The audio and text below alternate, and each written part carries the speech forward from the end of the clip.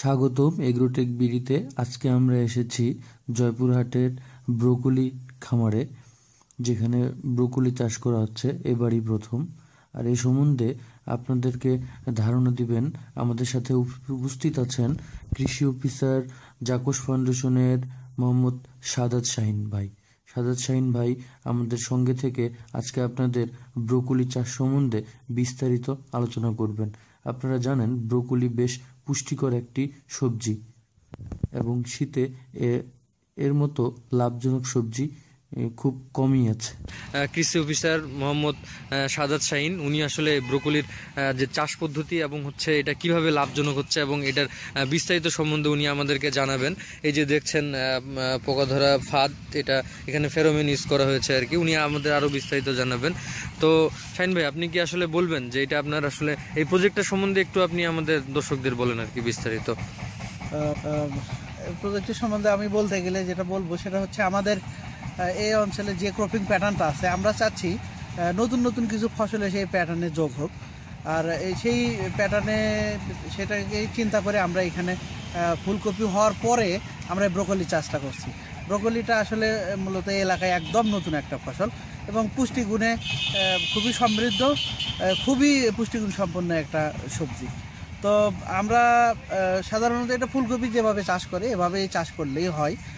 আমরা ব্রোকলির প্রথমে চারা উৎপাদন করে নিচ্ছি, নেওয়ার পরে আমরা এই জমিতে ব্রোকলি চারা রোপণ করছি। পরে এখন পর্যন্ত আমরা এই জমিতে আমাদের 1600 ব্রোকলির চারা রোপণ করছি। 1600 ব্রোকলির চারা, প্রত্যেকটা ব্রোকলির গাছ থেকে আমরা এক একটা করে ব্রোকলি পাবো।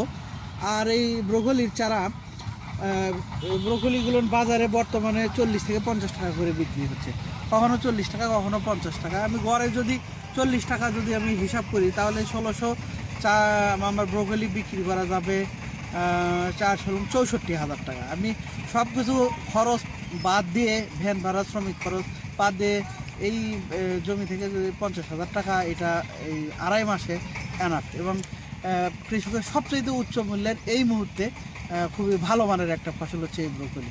যে কেউ চাষ করলে অবশ্যই আমি মনে করব লাভবান হবে। তো এটা হচ্ছে সব থেকে মানে অল্প সময়ে কম বিনিয়োগে অধিক লাভবান হওয়ার একটা সবজি হচ্ছে ব্রোকলি। আর এই ব্রোকলিটা এখানে আসলে কতজন খামারি চাষ করছেন? আমাদের 3 জন খামারি চাষ করছে।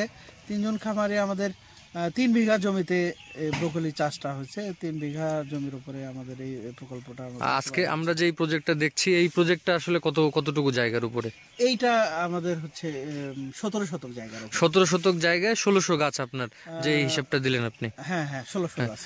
তো 17 শতকে প্রায় 50,000 টাকার মতো এখানে আর্ন করা সম্ভব হচ্ছে একই মানে উইদিন আড়াই মাসে আর কি।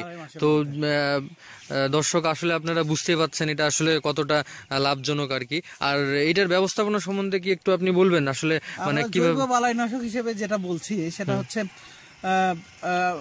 কৃষক কি করে, প্রত্যেকটা ফসলে জেনে বুঝে না বুঝে অনেক ধরনের কীটনাশক ব্যবহার করে। আমরা এখানে পোকা, আপনারা জানেন যে বাঁধাকপিতে সবচেয়ে বড় একটা সমস্যা হচ্ছে, ফুলকপিতে বড় সমস্যা হচ্ছে লেদা পোকা।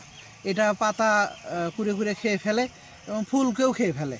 তো এই জন্য আমরা এখানে স্পটোপ্টেরা লিওর সেটা আমরা ব্যবহার করছি, গোল্ডেন ব্যাগ ব্যবহার করছি, যাতে কোনো ঔষধ না দিয়েই আমরা এই পোকাটা দমন করতে পারি।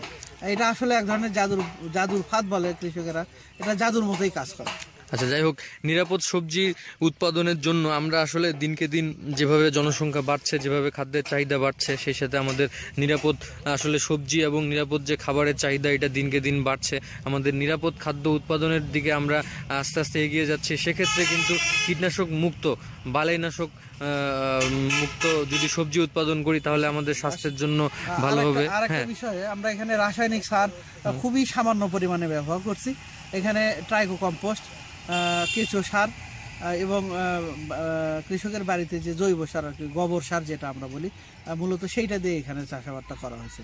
আমরা রাসায়নিক সার শুধু সেচের পরে যে ইউরিয়া, যেটা সেই ইউরিয়া সারটা ব্যবহার করছি। আর চাষের সময় আমরা একটু টিএসপি ব্যবহার করছি আর কি প্রথমের দিকে। তাহলে আমরা বলতেই পারি এটা আসলে এক ধরনের জৈব কৃষির একটা বড় একটা 10,000 টাকা, এটা এই আড়াই মাসে এনাফ। এবং কৃষকের সবচেয়ে উচ্চ মূল্যের এই মুহূর্তে খুবই ভালো মানের একটা ফসল হচ্ছে এই ব্রোকলি। যে কেউ চাষ করলে অবশ্যই আমি মনে করব লাভবান হবে। তো এটা হচ্ছে সব থেকে মানে অল্প সময়ে কম বিনিয়োগে অধিক লাভবান হওয়ার একটা সবজি হচ্ছে ব্রোকলি। আর এই ব্রোকলিটা এখানে আসলে কতজন খামারি চাষ করছেন? আমাদের 3 জন খামারি চাষ করছে। 3 জন খামারি আমাদের 3 বিঘা জমিতে এই ব্রোকলি চাষটা হচ্ছে। 3 বিঘা জমির উপরে আমাদের এই প্রকল্পটা। আজকে আমরা যে প্রজেক্টটা দেখছি এই প্রজেক্টটা আসলে কতটুকু জায়গার উপরে? এইটা আমাদের হচ্ছে 17 শতক জায়গার উপরে। 17 শতক জায়গায় 1600 গাছ আপনার, যে হিসাবটা দিলেন আপনি। হ্যাঁ 1600 গাছ। তো 17 শতকে প্রায় 50,000 টাকার মতো এখানে আর্ন করা সম্ভব হচ্ছে একই মানে উইদিন 2.5 মাসে আর কি। তো দর্শক আসলে আপনারা বুঝতে পারছেন এটা আসলে কতটা লাভজনক আর কি। আর এইটার ব্যবস্থাপনা সম্বন্ধে কি একটু আপনি বলবেন আসলে মানে কিভাবে? জৈব বালাইনাশক হিসেবে যেটা বলছি সেটা হচ্ছে কৃষক কি করে প্রত্যেকটা ফসলে জেনে বুঝে না বুঝে অনেক ধরনের কীটনাশক ব্যবহার করে। আমরা এখানে আপনারা জানেন যে বাঁধাকপিতে সবচেয়ে বড় একটা সমস্যা হচ্ছে, ফুলকপিতে বড় সমস্যা হচ্ছে লেদা পোকা। এটা পাতা কুড়ে খেয়ে ফেলে এবং ফুলকেও খেয়ে ফেলে। তো এই জন্য আমরা এখানে স্পটোপ্টেরা লিওর সেটা আমরা ব্যবহার করছি, গোল্ডেন ব্যাগ ব্যবহার করছি, যাতে কোনো ঔষধ না দিয়েই আমরা এই পোকাটা দমন করতে পারি। এটা আসলে এক ধরনের জাদুর ফাঁদ বলে কৃষকেরা, এটা জাদুর মতোই কাজ করে। আপনি আসলে এই যে এটা চাষে উদ্বুদ্ধ হলেন, এটা কিভাবে চাষে উদ্বুদ্ধ হলেন? এগুলো চাষ ধরেন যে আমার ওই যে এই ভাইরাই মানে আমার কাছে ধরে মানে যুক্তি দিয়ে মানে সুমজিত রূপ থেকে এটা আমাকে দিছে, যা চাষ ধরে 5,000 দিয়েছে। হ্যাঁ, তবে লাভজনকই, এটা কোনো ঘাটতি না। আপনি এর আগে কি ব্রোকলির নাম শুনছিলেন? এর আগে ব্রোকলির নাম শুনি, তবে নতুন এবার প্রথম। আচ্ছা, বাজারে দেখছিলেন ব্রোকলি? বাজারে দেখিনি, তবে এবারই প্রথম দেখো। আচ্ছা, চাহিদা কেমন বাজারে বিক্রি করেন যে? ভালো। আচ্ছা, কেমন করে বিক্রি করেন, কত দরে? এখন ধরেন যে কেবল নতুন কাটতেছি তো, আমার লেজার সেদিন তো 4,000 টাকা দর। 4,000 টাকা শতে আপনি হচ্ছে 4,000 করে বিক্রি করতেছেন। পেরেশানি কেমন আপনার? এটা চাষ করতে খুব কেমন কষ্ট মনে হয়েছে? খুব কষ্ট না, মানে খুব ফুলকপির থেকে সহজ?